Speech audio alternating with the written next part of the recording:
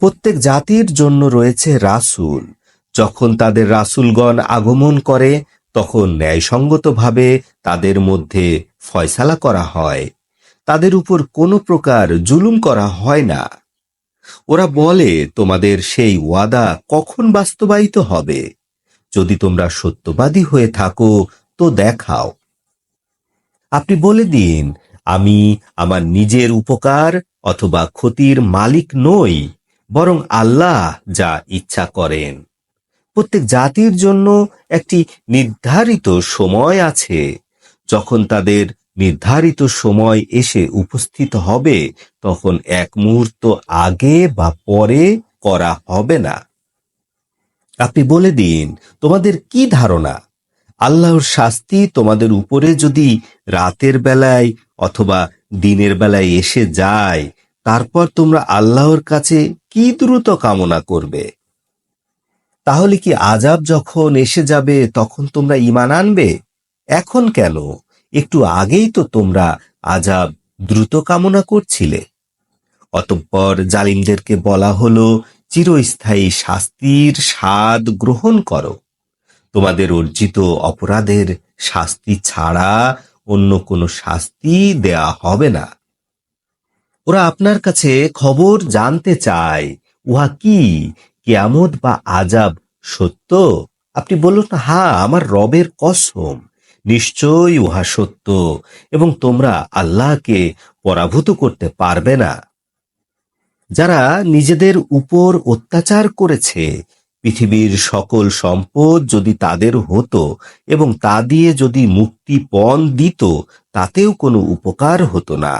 এবং যখন তারা শাস্তি দেখবে তখন তারা অনুতাপ গোপন করবে এবং ন্যায়সঙ্গতভাবে তাদের মধ্যে ফয়সালা করা হবে। তাদের উপরে বিন্দুমাত্র জুলুম করা হবে না। সাবধান, আকাশসীমা ও পৃথিবীর মধ্যে যা কিছু আছে সবকিছুর মালিক আল্লাহ। সাবধান, আল্লাহর প্রতিজ্ঞা সত্য, অথচ তাদের অধিকাংশই উহা জানে না। তিনি জীবন ও মৃত্যু দান করেন এবং তোমরা সবাই তার কাছে ফিরে যাবে।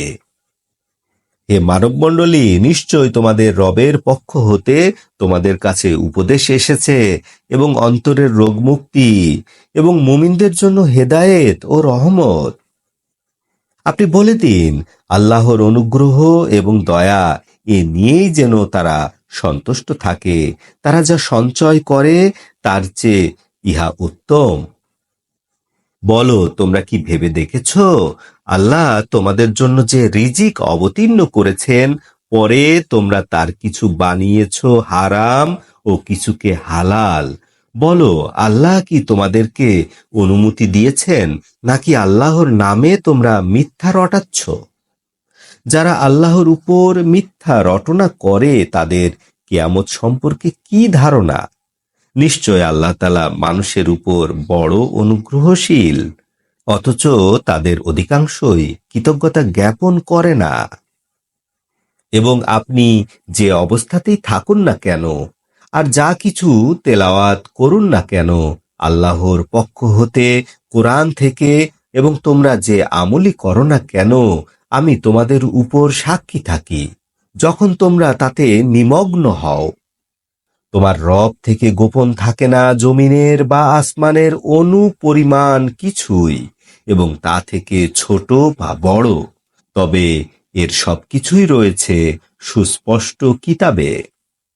জেনে রাখো, যারা আল্লাহর বন্ধু তাদের কোনো ভয় নেই এবং তারা দুশ্চিন্তাও করবে না।